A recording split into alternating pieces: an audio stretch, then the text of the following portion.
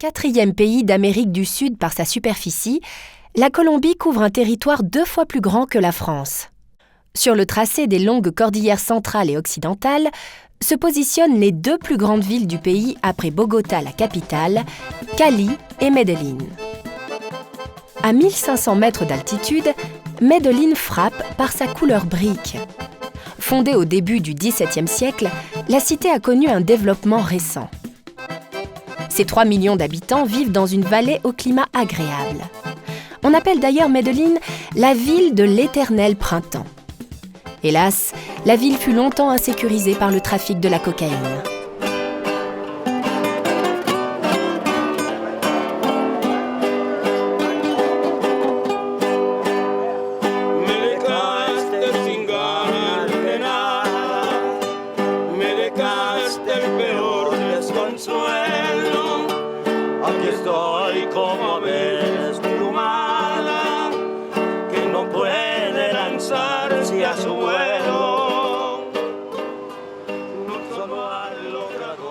La ville de Medellín est une des plus dynamiques du pays. Tous les secteurs connaissent une forte croissance et tirent l'ensemble de l'économie régionale. L'activité la plus florissante est le textile, qui, à lui seul, fournit la moitié des emplois dans le département.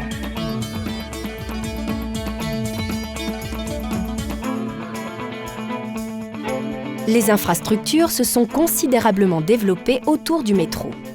Grâce à lui, toute l'économie de la ville a été dynamisée, spécialement dans la vallée de la rivière Medellín, qui parcourt toute la ville du nord au sud. Construit en 1995, le métro a transformé la vie de nombreux habitants. Auparavant, pour gagner le centre-ville, il fallait compter une bonne demi-journée de trajet pour les résidents des collines qui bordent la vallée. Des quartiers entiers se trouvaient isolés et livrés à eux-mêmes. Aujourd'hui, avec l'appui d'un téléphérique qui mène à la station du métro, les comunas, les bidonvilles, sont désenclavés. 1 heure suffit pour aller travailler dans le centre et la délinquance a quasiment disparu dans le quartier de Santo Domingo, jadis très mal fréquenté.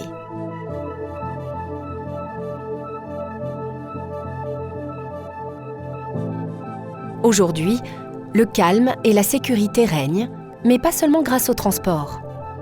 Les habitants ont trouvé de nouveaux centres d'intérêt et le succès du centre culturel en forme de diamant en donne la preuve. Juan Uribe en est le directeur. Dans les années 80 et 90, ce quartier était malfamé et très dangereux parce que la mafia avait choisi de recruter ses hommes de main dans ce secteur.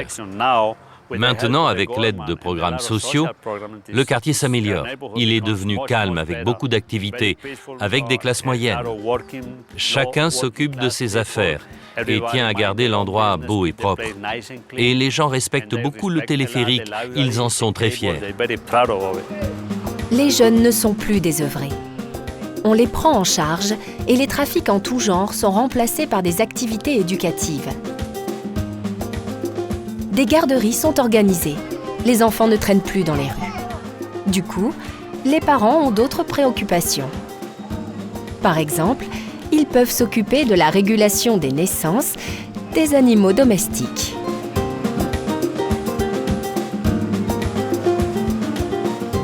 Dans le ciel de Medellín, un building tranche par son originalité.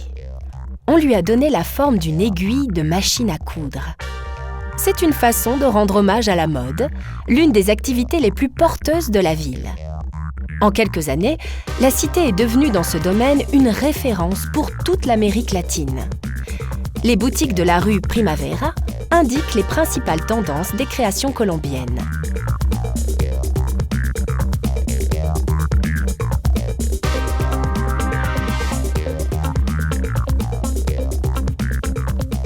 Paola Trujillo est styliste. Bonjour, nous sommes dans la rue Primavera, la rue du printemps, un lieu merveilleux qui est le centre du dessin, des jeunes créateurs de Medellín et de la Colombie. Il reflète ce que cette ville et ce pays ont d'éternel. La création, la mode, des jeunes talents et quelque chose de différent. Aujourd'hui, nous sommes en pleine évolution. Il y a de jeunes dessinateurs avec des marques et des produits variés, surtout en lingerie et en vêtements de plage. En matière de création, un autre citoyen de Medellín a ouvert une voie très originale, Fernando Botero. L'homme se définit lui-même comme le plus colombien des artistes colombiens. Il s'est d'ailleurs inspiré de l'art amérindien pour aboutir à des œuvres que l'on reconnaît au premier coup d'œil. Conrado Uribe connaît très bien Botero. Contrairement à ce que beaucoup pensent, ce qui intéresse Botero, ce n'est pas de représenter des personnes corpulentes. Il est bien plus intéressé par le volume, la rondeur et la forme des rondeurs. Il travaille la sensualité des formes. En un sens, on peut dire qu'il exagère. Il gonfle les personnages, il gonfle le volume, il exagère les proportions du réel. Le musée de Antioquia rassemble d'autres créations de Botero, un artiste privilégié car il aura connu la gloire et la fortune de son vivant. Sculpteur et peintre, Botero ajoute souvent une touche d'humour dans le portrait qu'il fait de ses semblables.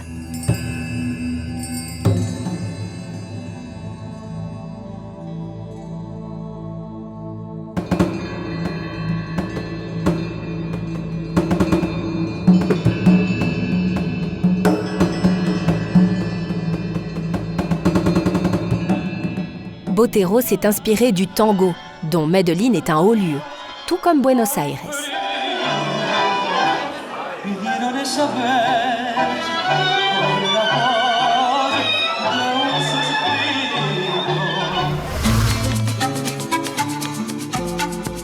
Au sud de Medellín, la plaine se rétrécit entre la cordillère centrale et la cordillère occidentale. Les conditions sont très favorables à l'agriculture. D'abord, la terre d'origine volcanique est extrêmement fertile.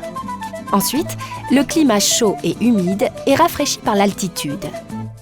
Les conditions sont idéales pour les bananiers qui exigent une terre très riche. Les conditions sont aussi idéales pour l'élevage.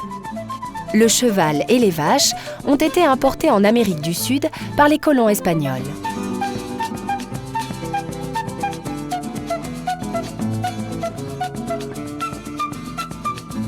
Sur le grill, on cuit la banane plantain, un féculent répandu sous les tropiques.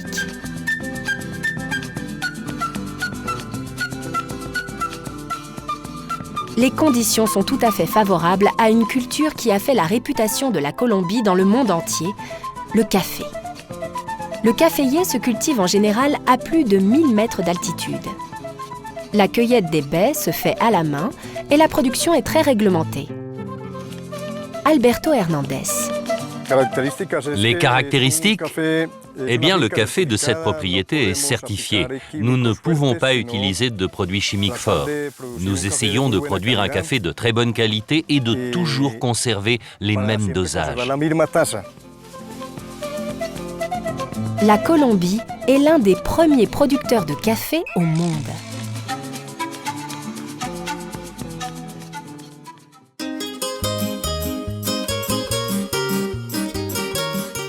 La fumée s'échappe de plantations en flammes. On brûle les champs de canne à sucre pour faciliter l'accès des coupeurs au moment de la récolte manuelle. La canne à sucre n'est pas originaire d'Amérique du Sud. Elle a été importée du continent asiatique.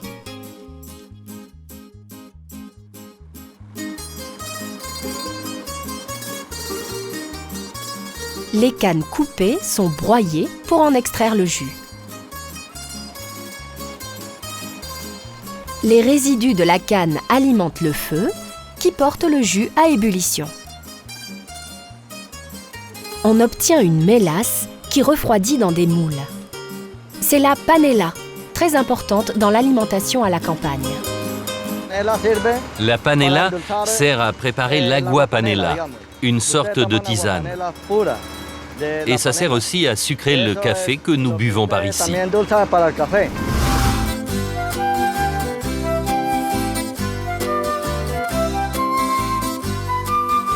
Dans le sud-ouest, sur les contreforts de la cordillère et sous la protection du Christ roi, apparaît la ville de Cali, surnommée la sultane de la vallée.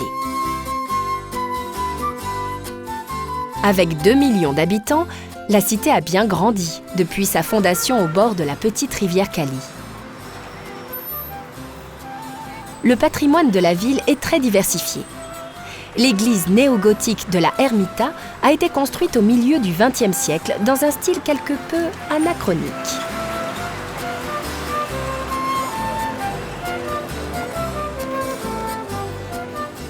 Les monuments de l'époque coloniale sont peu nombreux à Cali.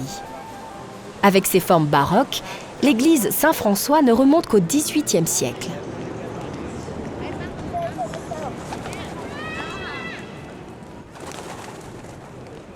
Le chat est le symbole de la ville. L'animal était vénéré par de nombreux peuples d'Amérique du Sud, notamment par les Incas. Il apparaît fréquemment dans l'art précolombien.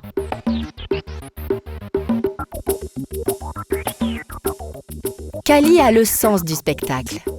Au carrefour, les automobilistes en profitent. En matière de spectacle, la ville est une référence, car elle est la capitale mondiale de la salsa. Pourquoi Cali est la capitale mondiale de la salsa?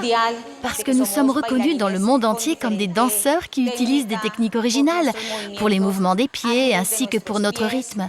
C'est pour ça que nous sommes la capitale mondiale de la salsa.